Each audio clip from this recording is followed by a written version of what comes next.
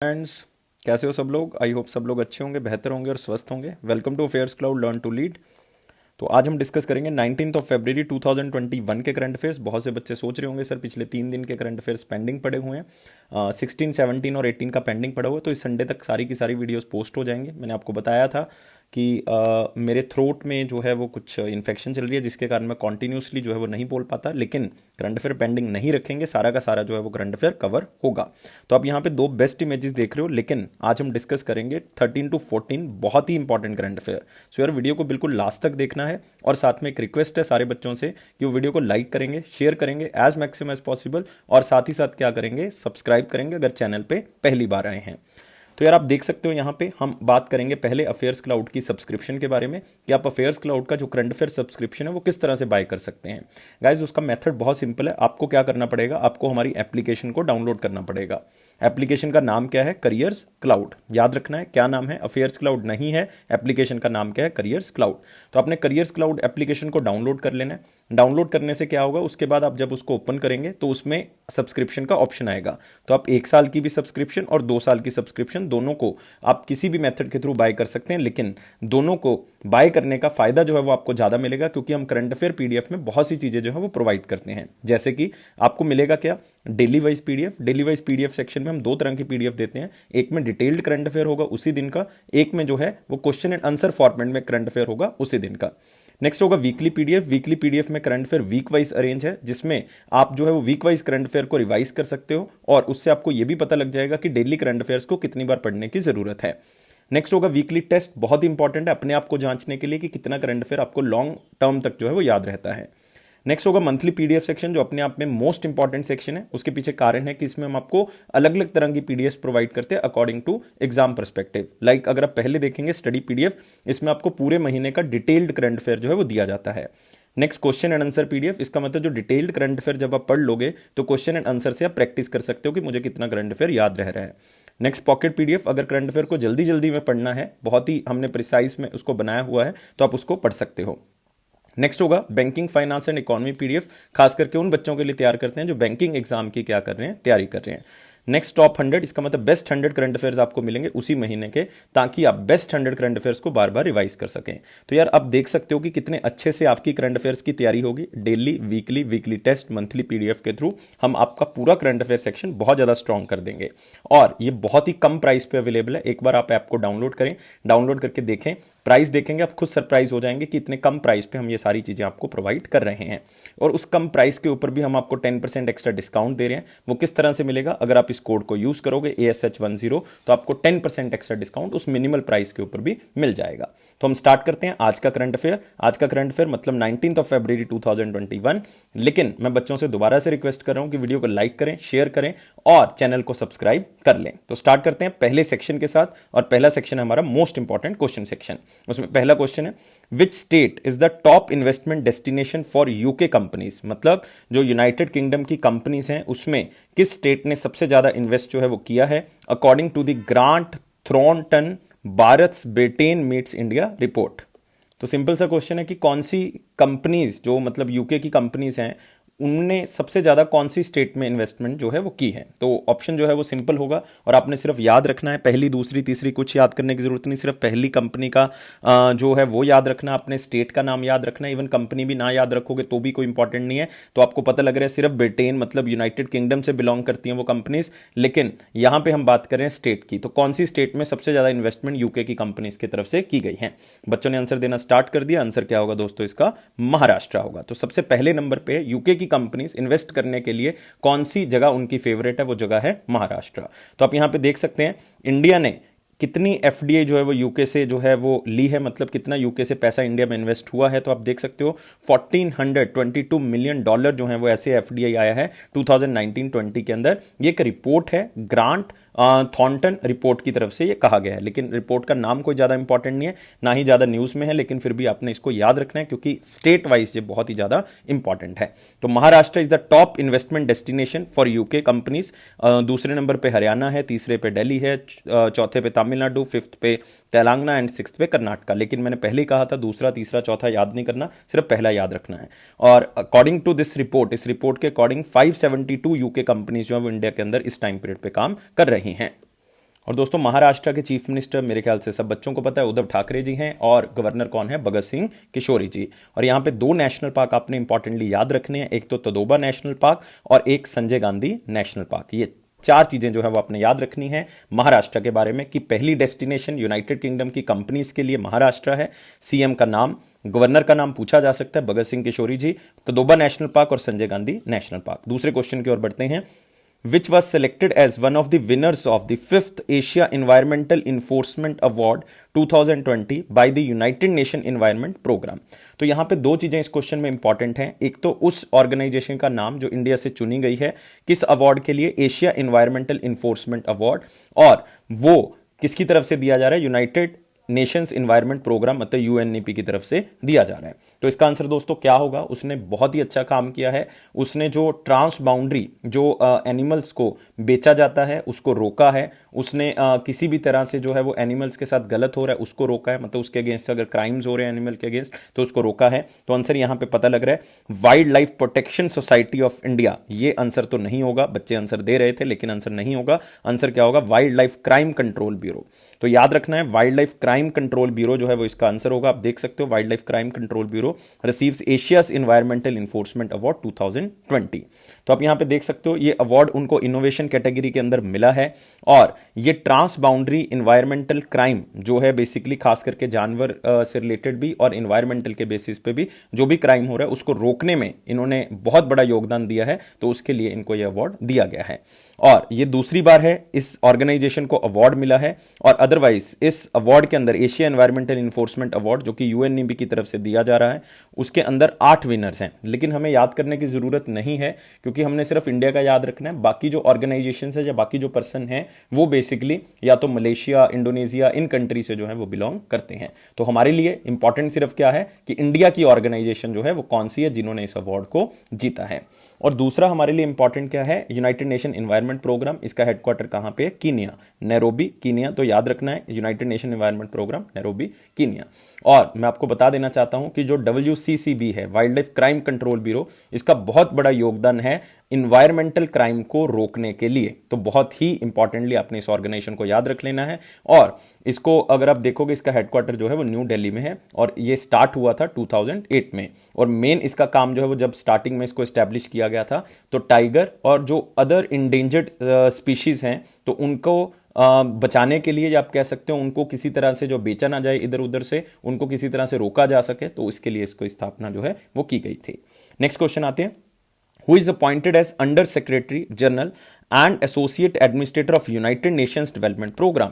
तो अपने आप में एक बहुत ही इंपॉर्टेंट क्वेश्चन हो गया क्योंकि ये रिलेटेड है यूनाइटेड नेशन डेवलपमेंट प्रोग्राम से। और आपको पता है यूनाइटेड नेशन डेवलपमेंट प्रोग्राम का हेडक्वार्टर कहां पे है, न्यूयॉर्क, यूएसए। तो एक स्टैटिक क्वेश्चन है, सिर्फ इसी स्लाइड के थ्रू आपने याद कर लेना है। और इसका आंसर क्या होगा, किसको under secretary general and associate administrator जो है वो अपॉइंट किया गया है। और जो यूनाइटेड नेशन के आप कह सकते हैं सेक्रेटरी जनरल है एंटोनियो गुटेरेस, उन्होंने इसको अपॉइंट किया है। और नाम क्या है, उषा राव मुनारी। तो नाम को याद कर लें, सिर्फ इसी तरह से आपने क्वेश्चन को याद रखना है जिस तरह से यहां पे बना हुआ आपको दिख रहा है, इसी तरह से आपको क्वेश्चन आएगा। इससे ज्यादा कुछ भी नहीं पूछने वाले, सिर्फ इतना ही याद रखना है। फोटो देख सकते हो ताकि आपको क्वेश्चन लंबे समय तक याद रहे। उषा राव मुनारी, इंडिया से, इनको अपॉइंट किया गया under secretary general and associate administrator. सिर्फ इतना याद रखना है, सेक्रेटरी जनरल कौन है, एंटोनियो गुटेरेस, तो उनके अंडर काम करेंगे कौन, उषा राव मुनारी, जो कि कहां से बिलोंग करते हैं, इंडिया से। इससे पहले जो अब कह सकते हो अंडर सेक्रेटरी जनरल थी वो इजिप्ट से बिलोंग करते थे, लेकिन अभी जो है वो बिलोंग कर रहे हैं इंडिया से, तो हमारे लिए इंपॉर्टेंट हो जाता है। नेक्स्ट क्वेश्चन आते हैं। Louis Banks, a symphony of love, the biography of Louis Banks is written by whom. तो बहुत ही बड़ा नाम है, खास करके जैज म्यूजिक के अंदर इनको गॉडफादर ऑफ जैज कहा जाता है। फ्यूजन म्यूजिक बहुत ही इंटरेस्टिंग ये क्रिएट करते थे। और लुइस बैंक्स के नाम से जो है वो एक बुक लिखी गई है। ये बेसिकली माना जा रहा है कि ये उनकी बायोग्राफी है। इसके अंदर 15 चैप्टर्स हैं और हर चैप्टर में उनके एक सॉन्ग जो नाम रखा गया हर चैप्टर का वो उनके सॉन्ग के नाम से रखा गया है। तो बताएंगे यार फटाफट ये बुक किसने लिखी है। ये बुक लिखी है आशीष गाथक। अगर आपको लगता है कि मैं आंसर थोड़ा सा जल्दी देता हूं तो आप वीडियो को पॉज कर लेंगे और आंसर को मेरे साथ मैच कर सकते हैं। तो आंसर क्या होगा, आशीष गाथक या गथक। तो किसी भी तरह से याद करें तो आप देख सकते हो लुइस बैंक्स और उनकी बुक लिखी गई आशीष गाथक की तरफ से। तो आप यहाँ पे देख सकते हो उनको God father of Indian jazz कहा जाता है। 15 चैप्टर हैं इसके और हर चैप्टर उनके एक सॉन्ग के नाम से जो है वो रखा गया है। और ये उनके लाइफ इंसिडेंट्स के बारे में बताता है, क्योंकि एज सच उनकी बायोग्राफी है तो एज सच उनके बारे में तो बताए गए, क्योंकि बायोग्राफी मतलब उनकी जीवन की घटनाएं सारी की सारी इसके अंदर दर्ज की गई हैं। तो अपने आप में एक इंपॉर्टेंट बुक है यार, इंपॉर्टेंट बुक के नाम से इसको याद रखोगे। और शायद अगर आप 1990s के आसपास पैदा हुए हो तो आपने बहुत सी जिंगल सुनी होंगी, लाइक मिले सुर मेरा तुम्हारा, ब्रिटानिया की ऐड देखी होगी आपने, वीको टर्मरिक की ऐड देखी होगी, लिरल की ऐड देखी होगी, लिरल साबुन की। तो वो सारी की सारी किसने बनाई है, या आप कह सकते हो उसमें जो म्यूजिक है वो कंपोज किसने किया है, वो जो कंपोज किया है वो लुइस बैंक्स ने कंपोज किया है। तो मेरे ख्याल से अब आपको लंबे समय तक ये न्यूज़ याद रहेगी। तो नाम याद रखना है, किसने लिखी है ये भी आपने याद रखना है, आशीष गथक की तरफ से लिखी गई है। नेक्स्ट आते हैं दोस्तों अगला क्वेश्चन। आईएफ इंडियन एयरफोर्स के जो चीफ हैं air chief marshal RKS Bhadauria ji, उन्होंने एक बुक को लॉन्च किया और बुक का नाम है the epic battle of Longewala. Who authored this book?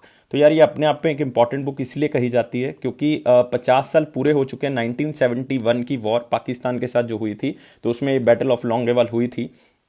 तो उस बैटल ऑफ लोंगेवाल के बारे में जिक्र किया गया इस बुक के अंदर, इसलिए बुक का नाम भी रखा गया the epic battle of Longowal.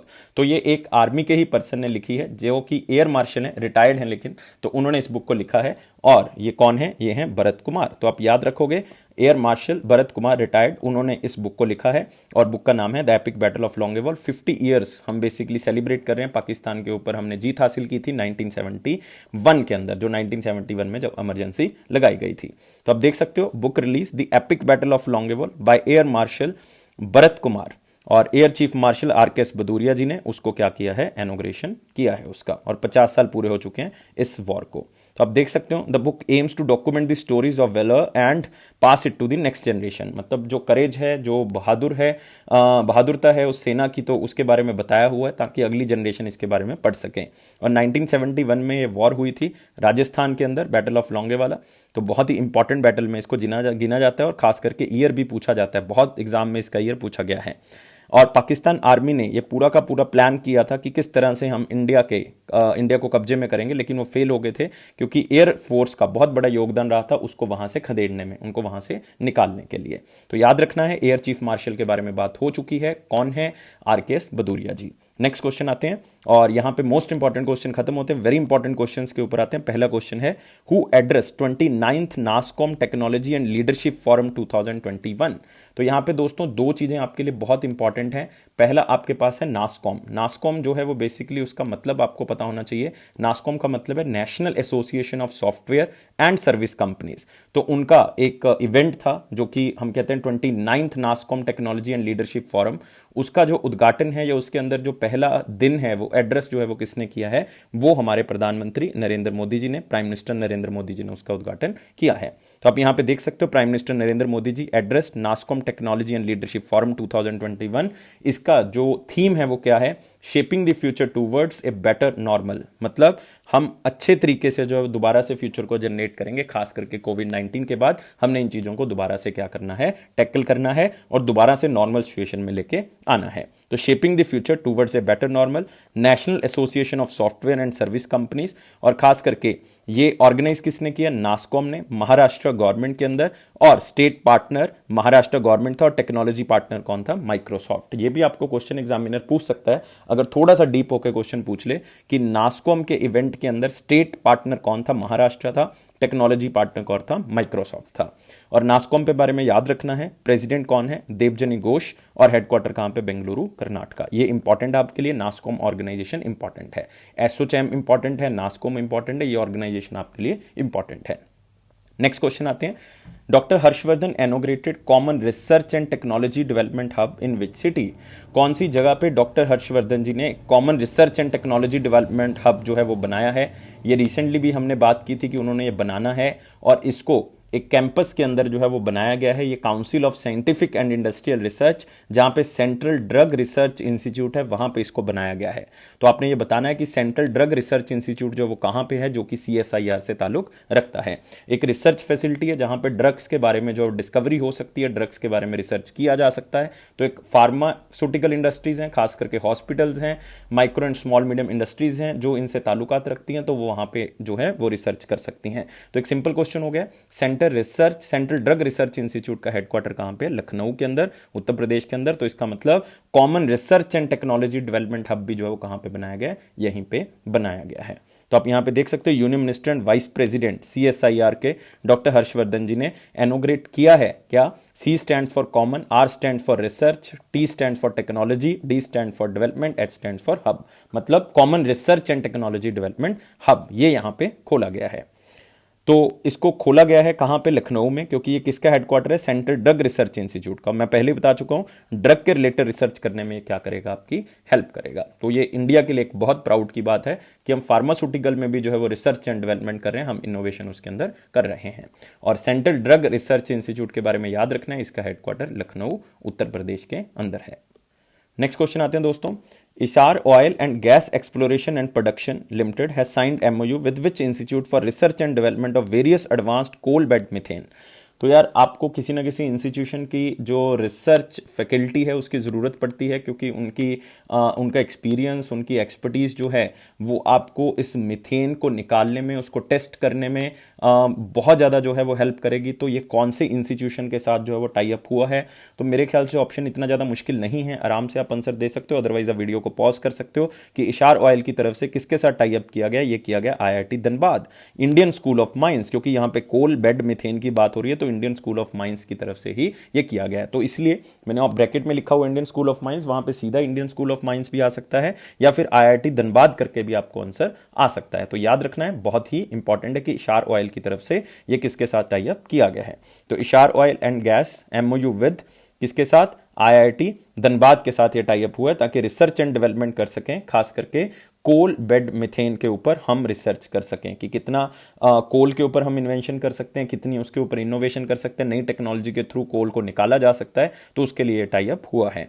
और ये दोनों जो हैं, मतलब खास करके जो IIT धनबाद है ये प्रोवाइड करेगा एडवांस ट्रेनिंग।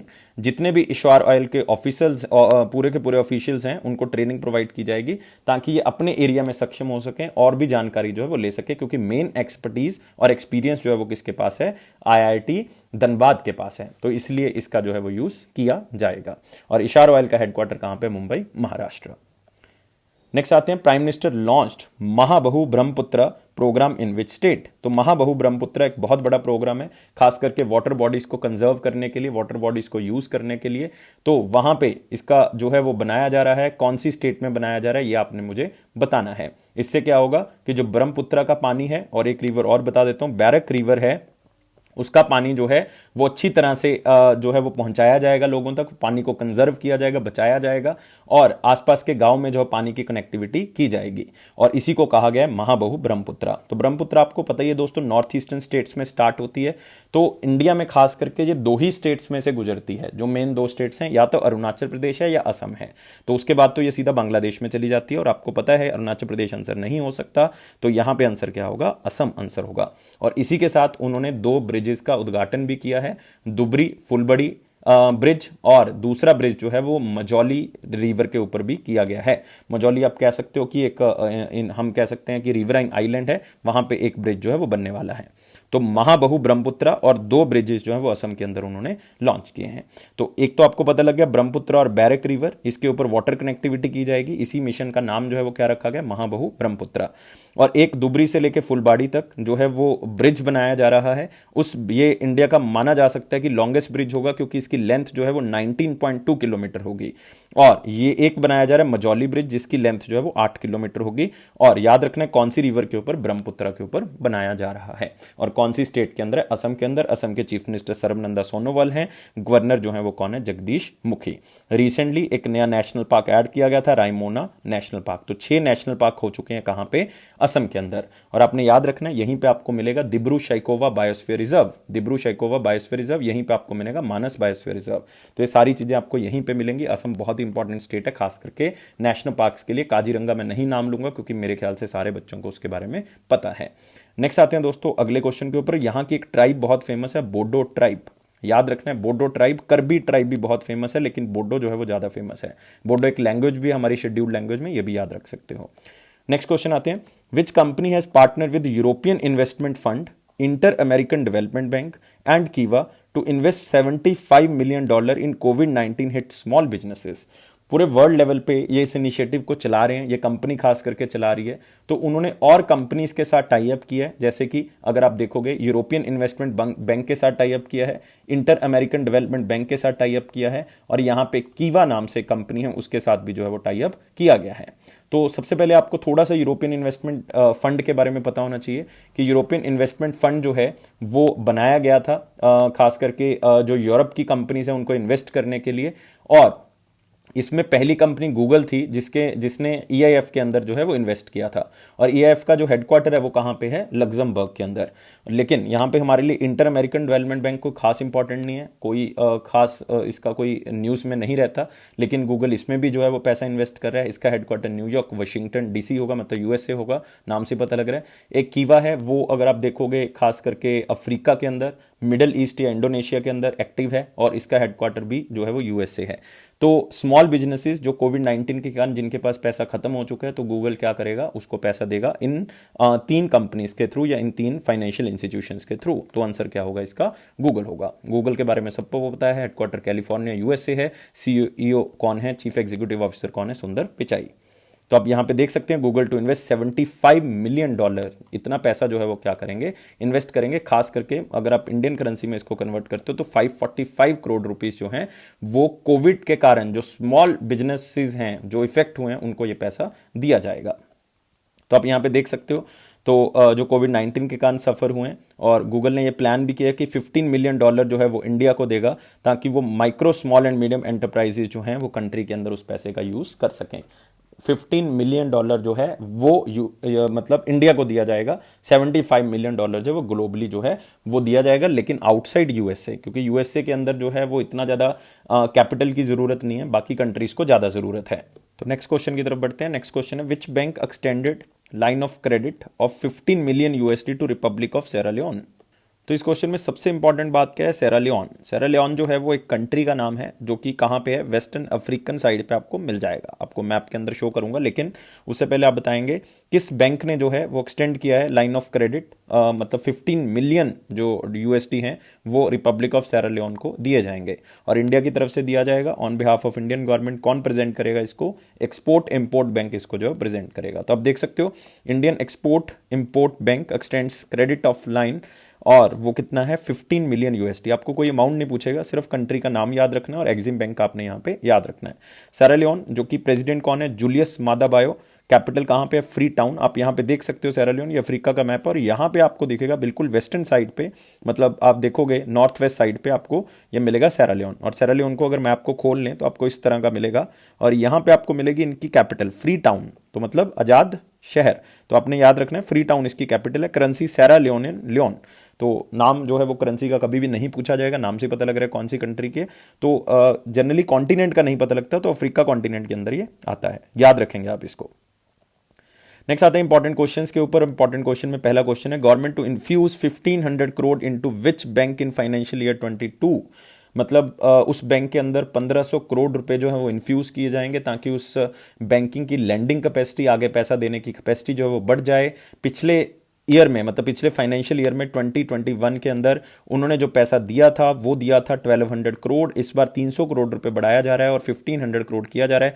फिर से मैं कौन से बैंक की बात कर रहा हूं, एक्सपोर्ट इंपोर्ट बैंक की बात कर रहा हूं।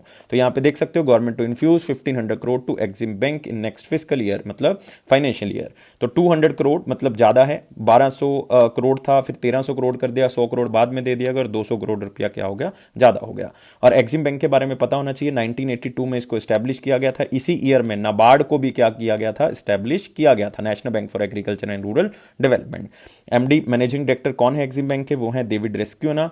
और हेडक्वार्टर कहां पे, मुंबई महाराष्ट्र। कौन रेगुलेट करता है, रिजर्व बैंक ऑफ इंडिया। ये सब बच्चों को पता है कि कौन रेगुलेट करता है, रिजर्व बैंक ऑफ इंडिया। दो चीजें बहुत इंपॉर्टेंट है, एक्सिम बैंक कौन से ईयर में स्टैब्लिश हुआ और एमडी जो है वो कौन है, ये दो चीजें बहुत ही इंपॉर्टेंट हैं।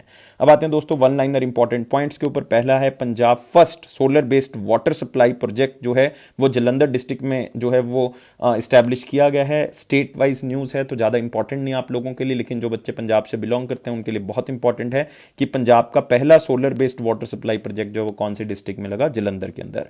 Next, Arun Kumar authors a new book, एक नई बुक जो है वो लॉन्च की गई जिसका नाम है Indian economies greatest crisis, impact of corona virus and the road ahead. तो इसमें काफी क्वेश्चन जो खास करके हैं कि किस तरह से कोविड से उभरेंगे, कोविड के बाद क्या हमारे पास चैलेंजेस हैं, तो इनके सबके आंसर जो है वो इस बुक के अंदर ऑथर की तरफ से दिए गए हैं, उनकी सोच के अकॉर्डिंग इसके अंदर आंसर दिए गए हैं। और ये बुक लिखी किसने? अरुण कुमार ने इस बुक को लिखा है। तो इसको थोड़ा सा आपने याद रखना है, अरुण कुमार का नाम याद रखना है और इसमें कुछ याद रखने वाली बात नहीं है।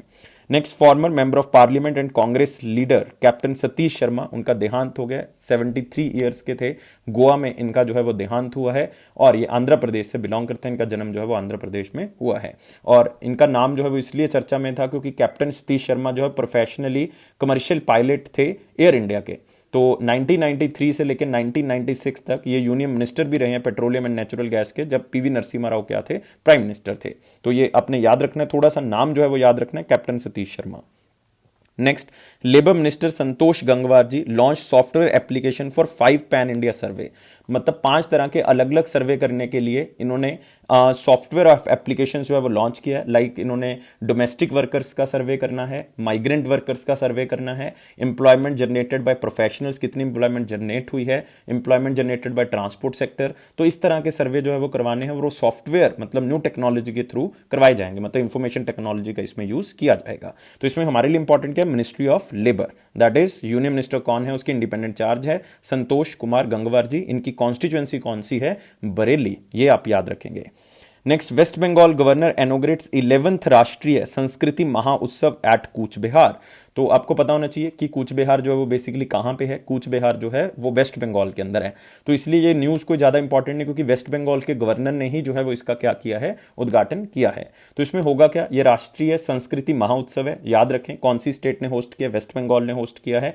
और इसका कुछ हिस्सा वेस्ट बंगाल में होगा, कुछ जो है वेस्ट बंगाल के कूच बिहार में होगा, कुछ दार्जिलिंग में होगा, तो कुछ मुर्शिदाबाद में होगा, लेकिन होगा वेस्ट बंगाल में ही। इसमें अलग अलग तरह का tribal art, dance, music, cuisines, अलग अलग तरह के खाना, अलग अलग तरह के आर्टिस्ट जो है वो इसमें पार्टिसिपेट करेंगे। Next, cabinet approves comprehensive economic cooperation and partnership agreement between India and Mauritius. तो यार ये याद कर लें, अगर आप अफ्रीका का मैप देखोगे तो उसमें आपको राइट साइड पे, मेडागास्कर के साइड पे, राइट साइड पे आपको मॉरिशियस जो है वो दिख जाएगा। तो उनके साथ कॉम्प्रिहेंसिव इकोनॉमिक पार्टनरशिप साइन किया है। इंपॉर्टेंट क्वेश्चन है, लिख सकते हो इंपॉर्टेंट पार्ट्स में। मॉरिशियस के साथ साइन हुआ है ताकि ट्रेड जो है, चाहे वो गुड्स का चाहे सर्विसेज का, वो इंक्रीज हो सके और अलग अलग तरह की चीजें जो वो इंक्रीज कर सकें। तो नेक्स्ट आते हैं 18 Feb 2021 के आंसर देने की बारी आ चुकी है। क्वेश्चन क्या था? क्वेश्चन था first national park of India that was establish in 1936 was named as.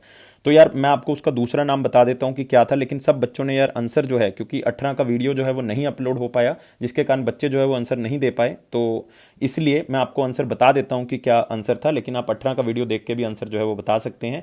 Answer इसका क्या होगा? इसका होगा जिम कॉर्बेट नेशनल पार्क, जिसका दूसरा नाम क्या है? हेले नेशनल पार्क। तो याद रखना है, हेले नेशनल पार्क या फिर जिम कॉर्बेट नेशनल पार्क कौन सी स्टेट में है? उत्तराखंड के अंदर आपको मिल जाएगा।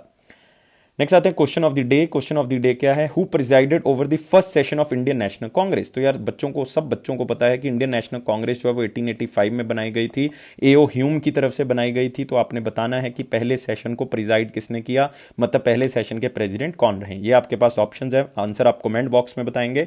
और आपका जो भी वीडियो पेंडिंग है, लाइक 16 का पेंडिंग है, 17 का, 18 का, 3 वीडियोस आपके पेंडिंग है। बहुत ही जल्दी मैं प्रॉमिस करता हूं कि कल या परसों, मतलब संडे या परसों, तो परसों जो है वो हम इसके ऊपर काम करेंगे और आपका जो पेंडिंग वीडियोस है वो जरूर आप तक पहुंचा देंगे। Thank you guys, take care, bye bye. और यहाँ पे आप देख सकते हैं आपने 700+ लाइक्स जो हैं वो प्रोवाइड करने हैं, आपने चैनल को सब्सक्राइब कर देना है, आपने बेल बटन को प्रेस करना है। और ये अफेयर्स क्लाउड का प्रॉमिस है कि ये आपके कॉन्फिडेंस को जरूर बूस्ट करेगा, 100% आपके कॉन्फिडेंस को बूस्ट करेगा। और साथ ही साथ आपने याद रखना है कि अगर आप इसी तरह से करंट अफेयर्स को पढ़ते रहे पीडीएफ से और वीडियोस को देखते रहे, तो आपका 90 से 95% क्वेश्चन जो कि एग्जामिनर हमारे करंट अफेयर से कवर करता है वो कवर हो जाएगा। और गाइस फिर से मैं कहना चाहूंगा, thank you for watching this video. और हमेशा हमेशा खुश रहें, टेंशन मत लें, क्योंकि लाइफ इज ब्यूटीफुल और life is, don't take life so much serious, life is very much beautiful. So life को बहुत अच्छे से रहें, लाइफ में टेंशन मत लें और सीरियस ना लें लाइफ को इतनी ज़्यादा। लाइफ इज फन और एंजॉय करें। और मैं मनोकामना करता हूं कि इस साल आपका लक्ष्य जरूर पूरा होगा। आपको फिर से कहूंगा, thank you guys, take care, bye bye.